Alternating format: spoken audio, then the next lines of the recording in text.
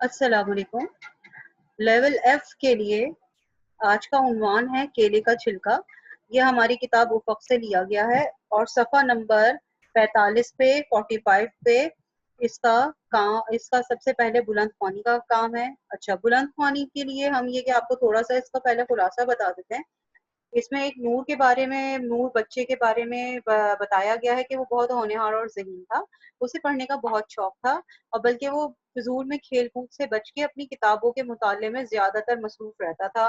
لیکن کیونکہ وہ ایک غریب خاندان سے تعلق تھا، اس کا باپ بیچارہ روزی کمانے کے لیے مزدوری کیا کرتا تھا اور بہت محنت مزدوری کرنے کے بعد بیچارہ اس قابل ہوتا کہ اپنے بیوی بچوں کا خرچ پورا کر سکے، اور اس لیے وہ بہت پریشان رہتا تھا۔ انہی حالات میں کیا ہوا کہ عید آ گئی۔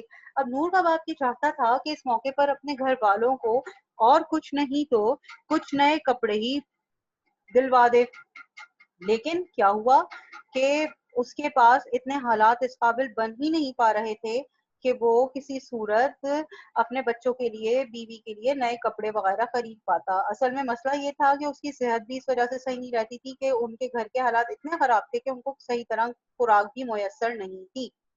اب جب اس کو عید بالکل ہی نزدیک آ گئی تو اور اسے چاروں طرف سے کوئی مزید آمدنی بڑھنے کی امید نہیں رہی، تو اس نے یہ سوچا کہ میں کسی اپنے واقف کار یا دوست سے کچھ قرضہ لے لوں۔ اسے معلوم تھا کہ اسے قرض لینا اچھا تو ویسے نہیں لگتا تھا، کیونکہ یہ مشکل کام بھی تھا کہ اس کو واپس ریٹرن کیسے کرے گا، کیسے واپس کرے گا، لیکن کیونکہ موقع ایسا تھا تو وہ بیچارہ مجبور ہو گیا اور اپنے دوست سے اس نے 2000 روپے ادھار لے لیے۔ اب کیا ہوا کہ بیچارہ نور کا جو باپ تھا نا، وہ خوشی خوشی گھر واپس آ رہا تھا پیسے ادھار لے کر کہ اچانک ایک جگہ ایک بے فکر انسان نے کیلے کا چھلکا کیلا کھا کر سڑک پہ پھینک دیا تھا، جس کی وجہ سے نور کے والد کا جو پاؤں پھسلا، اور وہ اس پاؤں پھسلنے کی وجہ سے بیچارہ اس بری طرح گرا کہ اس کے سر پہ چوٹ آئی، اور اس چوٹ کھانے کے باعث کیا ہوا کہ وہ بیچارہ جو تھا ہاسپٹل ایڈمٹ ہو گیا۔ بجائے اس کے کہ وہ گھر جا پاتا اور اپنی خوشیاں مناتا، الٹا ان لوگوں کے گھر والوں کو لینے کے دینے یہ پڑے کہ جو ہے اس کا سر پھٹنے کی وجہ سے وہ خرچہ ہاسپٹل کا بھی اٹھانا پڑا، دوسرا اس کے جو 2000 روپے تھے وہ کسی نے جب تک وہ بے ہوش سڑک پہ پڑا رہا تھا وہ تک چوری کر لیے تھے۔ اب یہ دیکھیں کہ کسی کی لاپرواہی کی وجہ سے کیا ہوا کہ خاندان کو کتنی زیادہ دکھ اور تکلیف کا سامنا کرنا پڑا، اور ایک پورے گھر کی بے حسی بے خیالی ایک ذرا سے شخص کی تھی، اور ایک خاندان کا سکون، عید کی خوشیاں برباد ہو کے رہ گئیں۔ اچھا، اب آپ کو اس حوالے سے چند سوالات دیے ہوئے ہیں، یہ کرنے ہیں۔ نور کیسا لڑکا تھا، اس کا گھرانہ کیسا تھا، اس کے والدین پریشان کیوں رہتے تھے، عید کے قریب ان کے حالات کیسے تھے، نور کے والد کی کیا خواہش تھی، یہ سوال جواب سب سے پہلے آپ نے یہ کرنے۔ اس کے بعد سوال نمبر 2 آ جاتا ہے، جس کے مطابق آپ کو یہ جو پیچھے آپ نے ابھی سب کچھ پڑھا، اس کو پڑھتے ہوئے آپ کو یہ پوری جو خالی جگہیں ہیں وہ مکمل کرنی ہے۔ جیسے نور کو اپنے گھر میں زیادہ آسانی اور خوشحالی میسر نہیں تھی، یہ اس طرح سے ایک مکمل ہو جائے گا۔ اچھا، اگلے صفحے پر آ جائیں تو یہ پورے 7 مکمل کرنے کی خالی جگہ بعد آپ کو ہے ایک جیسے معنی رکھنے والے الفاظ کے گرد آپ کو دائرے لگانے ہیں۔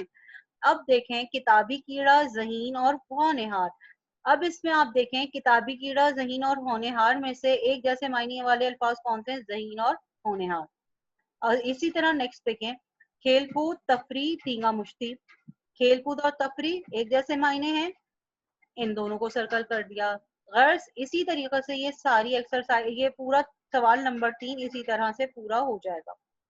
اگلا سوال نمبر 4 ہے، بعض اوقات ہماری ذرا سی لاپرواہی، بے خیالی یا بے حسی کے باعث کسی شخص کو دکھ، صدمے یا پریشانی اٹھانی پڑ جاتی ہے۔ ایسا کوئی واقعہ جو آپ کے ساتھ یا کسی وجہ سے آپ کے ساتھ پیش آیا ہو، اپنے الفاظ میں لکھنا ہے۔ یہ 5 سے 6 لائنوں کا یہ آپ کو واقعہ بس چھوٹا سا لکھنا ہے اپنے الفاظ۔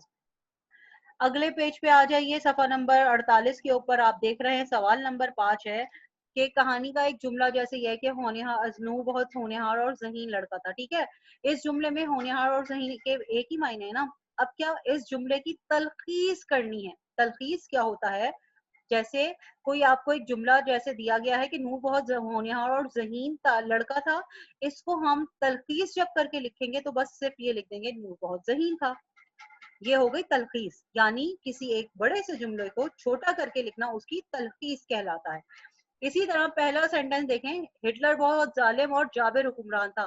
ہٹلر بہت ظالم تھا، ختم بات۔ یہ ساری کے سارے آپ کو جتنے بھی سینٹنسز تلخیص والے اسی طرح کرنا ہے۔ اب اس کا بے پارٹ ہے، سبق کا دوسرا اور تیسرا پیرایا بار بار پڑھیں اور پھر اس کی تلخیص لکھیں۔ جس طرح آپ نے ایک ایک لائن کی پہلے تلخیص کی تھی، اب اسی سبق کے پہلے اور دوسرے پیراگراف جس پہ آپ کو ٹک لگا ہوا نظر آ رہا ہے پہلے صفحے پر 45 صفحے کے اوپر، سیکنڈ اور تھرڈ پیرائے پہ جو ہم نے آپ کو ٹک لگا دیا ہے، اس کا یہاں پہ آپ کو 2-3 بار پڑھنے کے بعد دوبارہ سے تلخیص کرنی ہے۔ اگلے صفحے پر آ جاتے ہیں۔ اب یہ جیم ہے، پوری کہانی کا خلاصہ اپنے الفاظ میں لکھنا ہے۔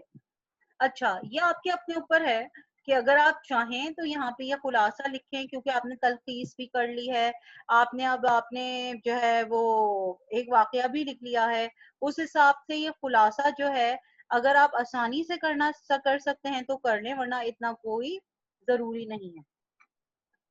اچھا، اس کے بعد سوال نمبر 7 صفحہ نمبر 50 پہ آپ دیکھ سکتے ہیں، ذیل میں ایک کہانی ہے جس کا ابتدائی حصہ نہیں دیا گیا، آپ اسے توجہ سے پڑھیں اور ابتدائی حصہ مکمل کریں، نیز کہانی کا عنوان بھی تجویز کریں۔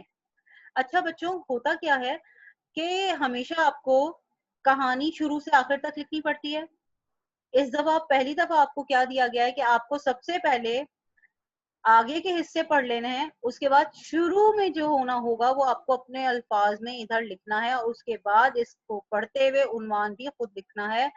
اس میں تھوڑا سا ہم آپ کو اس کا بھی خلاصہ بیان کر دیتے ہیں کہ ایک بچہ عاصم ہے بتایا ہوا ہے، اور جو ہے نا وہ سڑک پہ جا رہا ہے تو ایک دم سے وہ رک گیا، ایک شخص اس کو نظر آتا ہے، اس کے ہاتھ میں کھلونے کے کیک کا ڈبہ بھی تھا، تو عاصم بیچارہ ایک دم سے جو ہے نا اس آنے والے بندے کی ٹانگوں سے لپٹ کے کہتا ہے اور کہ جو ہے نا آپ کہاں چلے گئے تھے ابا جان، میں تو 6 سال ہو گئے آپ نہیں آتے تھے گھر، میں انتظار کرتے کرتے تھک گیا تھا اور ابھی بھی میں آپ کو ڈھونڈنے کے لیے باہر نکلا تھا، اور آپ یقیناً مجھے عیدی دینے کے لیے آئے ہیں۔ وہ بیچارہ آدمی جو تھا سمجھدار انسان تھا، وہ سمجھ گیا کہ اس بچے کے ساتھ کوئی مطلب اس کا باپ جو ہے یا تو ختم ہو گیا ہے یا اس سے بچھڑ گیا ہے، اور بہرحال وہ اس بیچارے سے کہتا ہے کہ ہاں ہاں میں جو ہوں تمہارا باپ ہی ہوں، اور یہ لو عیدی کے پیسے لے لو، اور میں کل تمہیں جو ہوں کپڑے بھی پہنچا دوں گا، اور اس کا گھر کا دیکھ کر اور اس کے بعد سے وہ اس کو ہمیشہ سے ہمیشہ جو ہے نا 5,000 روپے ہر مہینے بھیجنا شروع ہو گیا۔